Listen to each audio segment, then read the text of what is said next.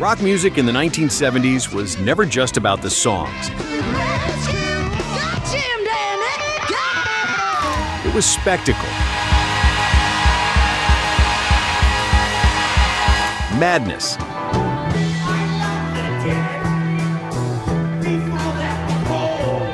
and moments that burn themselves into memory forever.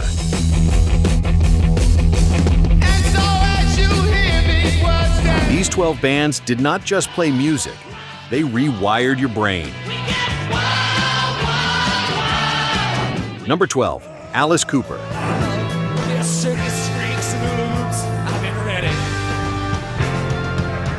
The guillotine blade dropped. The crowd screamed. And somewhere in suburban America, a parent reached for the telephone to call their local radio station.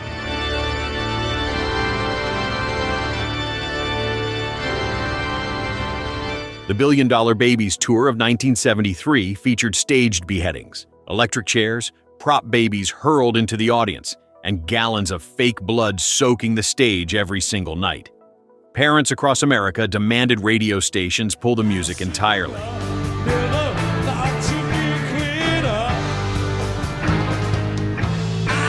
The band, originally a five-piece group from Phoenix, Arizona, had spent years fighting for credibility before producer Bob Ezrin helped shape 1971's Love It to Death into a hard rock landmark. Can't even think of a word that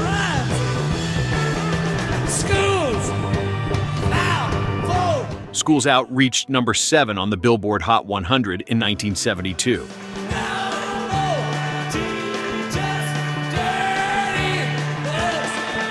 By March 1975, Alice launched his solo career with Welcome to My Nightmare, adding a live boa constrictor to the stage show and deepening horror movie theatrics that directly influenced Kiss, Rob Zombie, and Marilyn Manson for decades to come.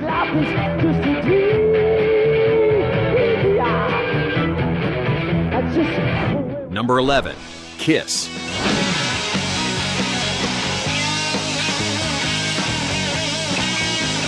Gene Simmons breathed actual fire. Paul Stanley slid across stages on zip lines. Peter Criss rose from a hydraulic drum platform 15 feet into the air, while Ace Frehley's guitar literally smoked.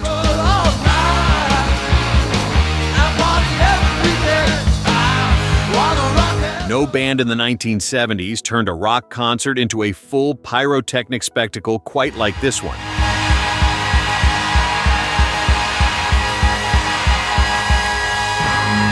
Formed in New York City in January 1973, the band released Alive.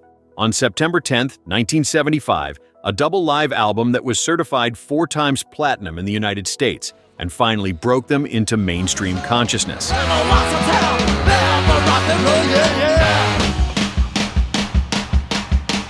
Their appearance on the Paul Lynde Halloween special on October 29, 1976, introduced the kabuki-faced foursome to a primetime audience of millions who had never heard of them.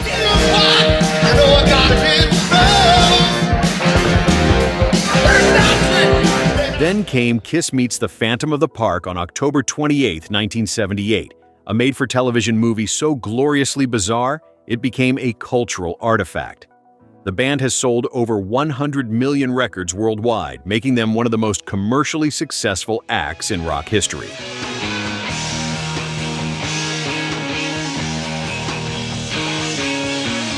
Number 10, Zolar X.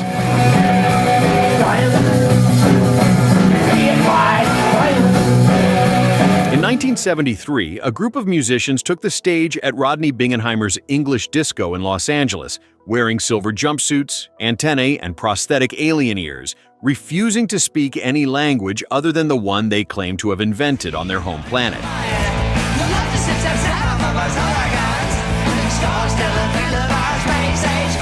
The band, led by a figure calling himself Igar Igarist, maintained their extraterrestrial identity completely off stage as well as on it.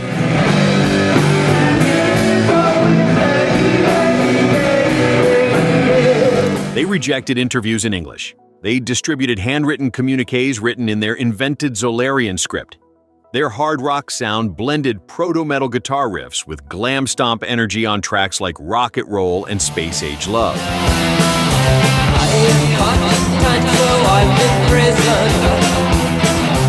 They built a devoted underground following throughout the Los Angeles scene before recording the album Timeless, which documented their 1970s weirdness for posterity.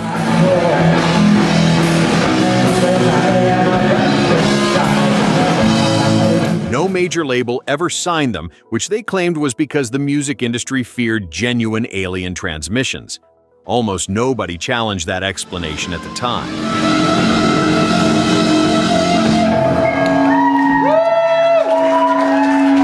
Number 9. The Plasmatics.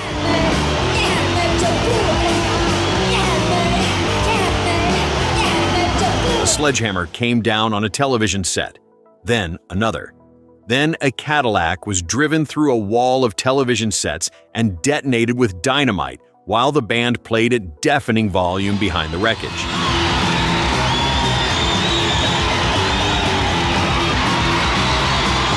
Emerging from New York City's underground scene in the late 1970s under manager Rod Swenson, the Plasmatics built their reputation on pure confrontational destruction. Frontwoman Wendy O. Williams performed in shaving cream and electrical tape, wielding chainsaws that split guitars in half mid-song.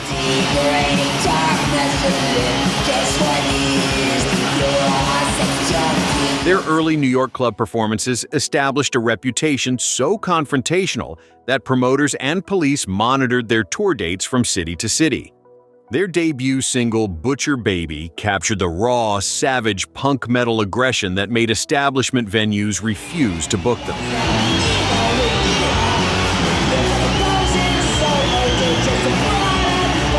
Number 8. The Gods.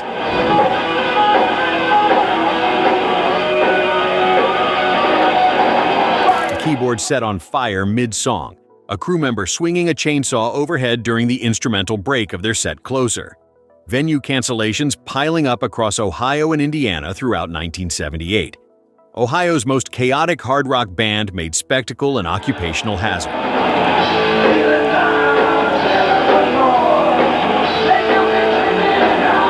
Formed in Columbus, Ohio in 1976, the Gods signed to Casablanca Records and released their self-titled debut in 1978. Songs like Gotta Keep a Runnin' and Candy's Going Bad demonstrated a legitimate heavy rock pedigree beneath the carnage.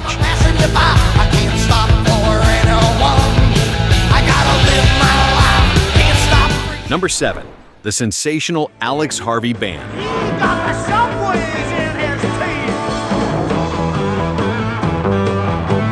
Pete Townshend of The Who called him one of the most compelling performers he had ever witnessed. Critics struggled to categorize what he actually was. Alex Harvey was 37 years old when the sensational Alex Harvey Band broke through in 1972, an age when most rock musicians had already faded. There was 10 poor souls like me standing in that line. He wore striped leotards, nautical caps, and clown makeup depending on the night. And he enacted full theatrical skits mid-concert, including a staged hostage-taking during performances of Frame. That man only signed exactly what was my pedigree. The band's 1975 album, Tomorrow Belongs to Me, reached number 9 on the UK Albums Chart. Their 1975 appearance on Top of the Pops.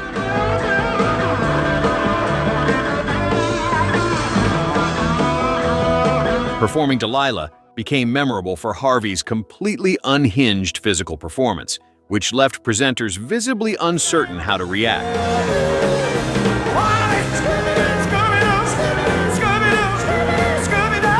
Number 6. Angel.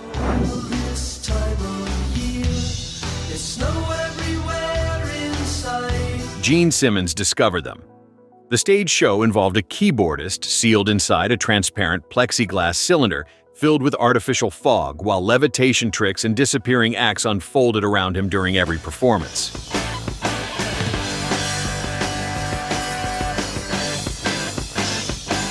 Angel formed in Washington, D.C. in 1975 and built their identity as the celestial inverse of Kiss, dressing entirely in white satin and silver while performing elaborate illusions that blurred the line between rock concert and magic show.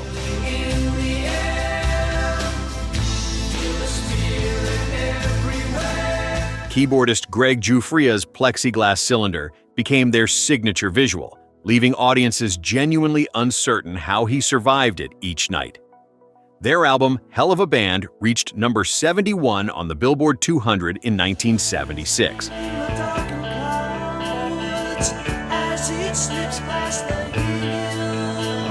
Number 5. Black Sabbath.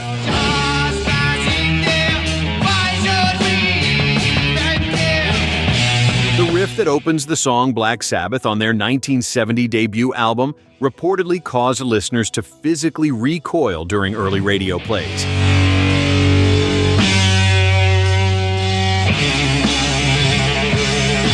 Nothing in rock music had sounded like that before, and parents across Britain wanted it banned immediately.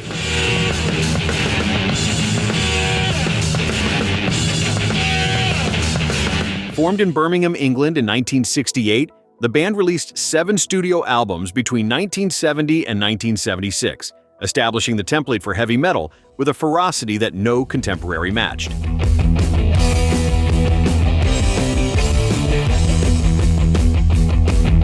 The Paranoid album reached number 1 on the UK Albums Chart in September 1970 and has been certified 4 times platinum in the United States.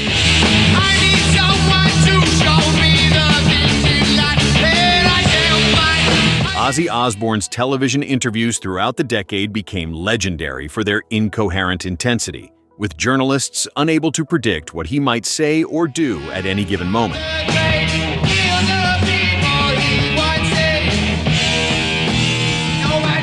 Their California Jam performance on April 6, 1974 drew an audience of approximately 300,000 people and remains one of the defining concert moments of the decade.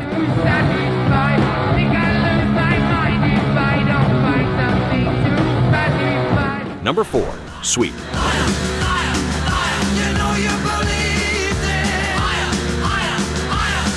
3 consecutive UK top 5 singles in 1973, a drum kit that cost more than most bands' touring budgets, and a stage image so aggressively androgynous that television producers genuinely debated whether to broadcast their performances at all.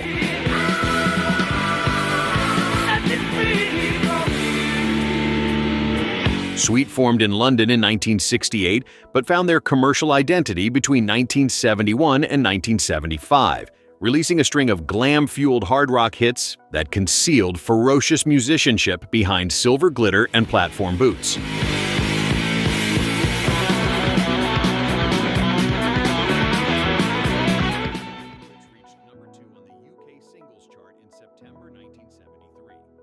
Fox on the Run hit number 5 on the Billboard Hot 100 in January 1976, breaking them significantly in the American market.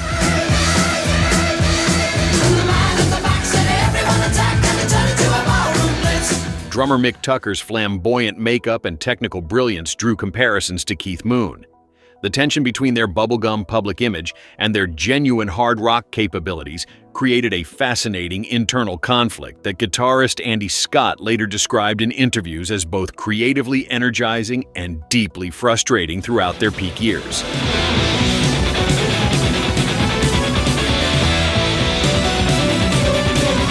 Number 3. Slade.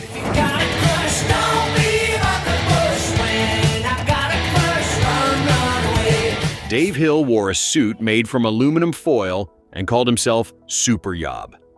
Noddy Holder wore a top hat covered entirely in mirror tiles and screamed at volumes that reportedly damaged mixing board equipment at the BBC.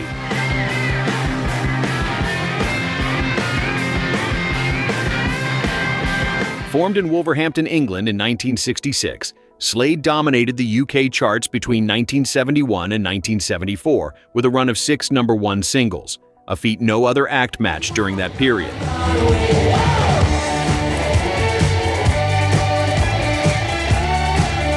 Come and Feel the Noise entered the UK singles chart in late February 1973 and spent 4 weeks at number 1, a run that baffled and thrilled in equal measure.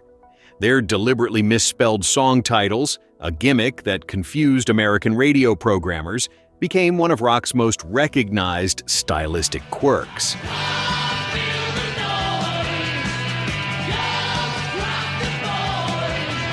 Number 2. The Runaways.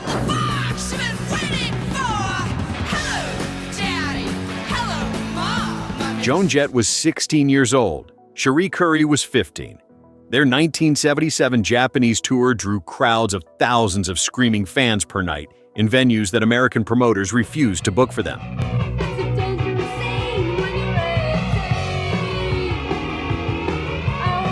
Assembled by producer Kim Fowley in Los Angeles in 1975, the Runaways occupied one of the most bewildering positions in 1970s rock. A legitimate hard rock band dismissed by the American press as a novelty act while being treated as conquering heroes in Japan and parts of Europe.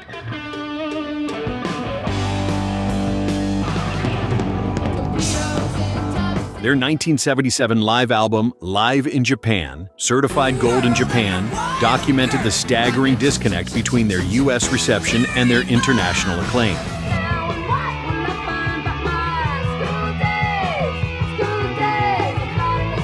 Cherry Bomb became one of the most recognizable rock singles on Japanese radio in 1976, driving demand for their first Japan tour the following year.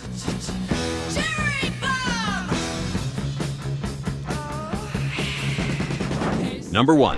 Black Oak, Arkansas.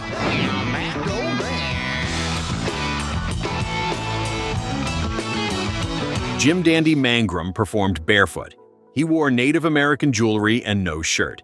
He sang in a half-yodel, half-growl that sounded like no human being had any right to produce. And somehow it worked.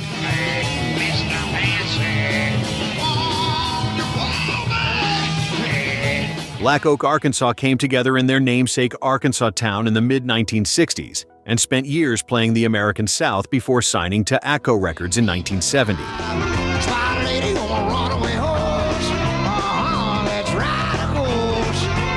Their 1973 live album, Raunch and Roll Live, captured the full, earthy, chaotic energy of their stage show, including Mangrum's improvisational crowd interactions and his genuine hillbilly mysticism wrapped inside heavy boogie rock.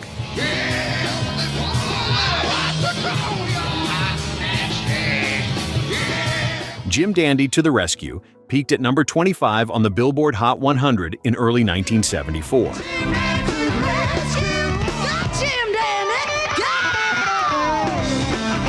They built one of the most devoted touring followings in the American South throughout the early 1970s without ever receiving the mainstream recognition their wilder contemporaries enjoyed. They remain one of the great, underappreciated originals of 1970s American hard rock.